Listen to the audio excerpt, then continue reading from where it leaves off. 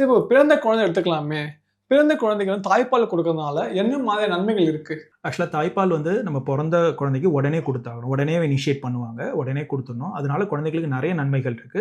குழந்தைகளுக்கு மட்டும் இல்ல, அம்மாக்கும் அதனால நெறைய நன்மைகள் இருக்கு.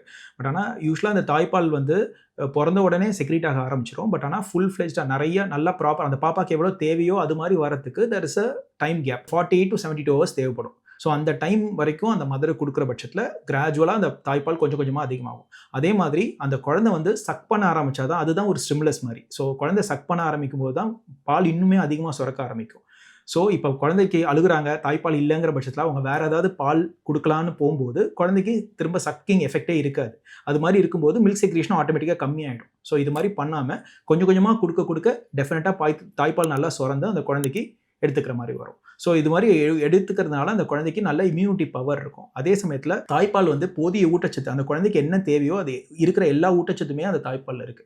ஈவன் அந்த குழந்தைக்கு அந்த தாய்ப்பால் குடுக்கறனால தண்ணி கூட எக்ஸ்ட்ரா உங்களுக்கு குடுக்கணுங்கிற அவசியம் இல்ல. So almost it's a complete ஃபுட்ன்னு சொல்லலாம் அந்த குழந்தைக்கு. ஓகே. ஒரு சில மதர்ஸ்லாம் பார்த்தீங்கன்னா, தாய்ப்பால் குடுக்காம வந்து பாட்டில் ஃபீட் பண்றாங்க சார். அது மாரி பண்றது சரியா?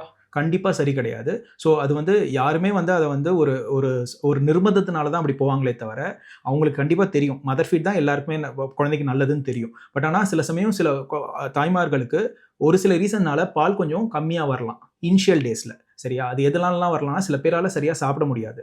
இல்ல அவங்க மேபி டெலிவரி வந்து நார்மல் டெலிவரியா இருக்கலாம். இல்ல சிசேரியனா இருக்கலாம். அதனால வந்து அவங்களுக்கு சாப்பாட பார்த்தா கொஞ்சம் ஒமட்டுறது, வாமிட் பண்ற மாரி வரதெல்லாம் இருக்கலாம். ஒரு சில ஃபுட் எல்லாம் கொஞ்சம் அவாய்ட் பண்ணுவாங்க. இல்ல வீட்ல ஃபேமிலிலேயே வந்து இந்த ஃபுட் எல்லாம் சாப்பிடக்கூடாது. பத்திய சாப்பாடு, இதெல்லாம் குழந்தைக்கு சேராது அப்படின்ற மாரி சொல்லுவாங்க. பட் அது மாரிலாம் எதுவுமே கிடையாது.